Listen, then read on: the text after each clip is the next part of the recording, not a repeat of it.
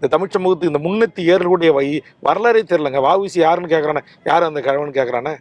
அப்போ இந்த இந்த இளைய தலைமுறையினுடைய போக்கு எங்கே போயிட்டு இருக்கு? கப்பல் ஓட்டிய தமிழன் வஉசி அவர்கள் சிறைக்கு சென்று திரும்பி வராங்க. அவர் வரவேற்க மொத்தம் 3 பேர் நிற்கிறாங்க. இந்திய நாட்டுக்கு வரி செலுத்தாத ஒரு நடிகர், அந்த நடிகர் வெளியில வராருன்னா அவரை பார்க்கறதுக்கு நீங்க நாங்கள் 50,000 பேர் திரண்டோம், 30,000 பேர் திரண்டோம், கூட்டம் நெரிசலாகி போச்சு, மிதிப்பட்டு சத்தம், பச்சை குழந்தை 3 வயசு குழந்தை மேலே ஏறி நின்று அந்த நடிகரோடு செல்ஃபி எடுக்கிற ஒரு மானங்கட்ட, ஒரு ஈனங்கட்ட ஒரு இளைய கூட்டம் உருவாகி நிற்குது இல்லை? நமக்கான தலைவர்கள் யார்? நம்மை ஆளக்கூடிய தகுதி பெற்றவர்கள் யார்?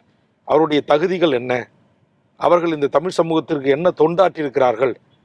இதை பார்த்து அரசியல் தலைவர்களை, அரசியல் கட்சிகளை இந்த நாட்டில் அதிகாரத்தில் அமர்வதற்கு வாய்ப்பு உருவாக்கணும். இன்னைக்கு திமுக எத்தனை கல்வி நிலையங்களை அமைச்சது, அதிமுக எத்தனை கல்வி நிலையங்களை அமைச்சது, விவசாயிகளுக்கு திமுக என்ன செஞ்சது, அதிமுக என்ன செஞ்சது, காங்கிரஸ் என்ன செஞ்சது, பிஜேபி என்ன செஞ்சது, இதெல்லாம் ஆய்ந்து அறிந்து பார்த்து வாக்களிக்கணும். சமூக நீதி கோட்பாட்டில் திமுகவுடைய பங்களிப்பு என்ன, அம்மையார் மறைந்த ஜெயலலிதாவுடைய பங்களிப்பு என்ன, இதை பார்த்து வாக்களிக்கணும். சும்மா சினிமாவிலேருந்து வருவாங்க, 4 படம் நடிப்பாங்க, ஹீரோ ஆவாங்க,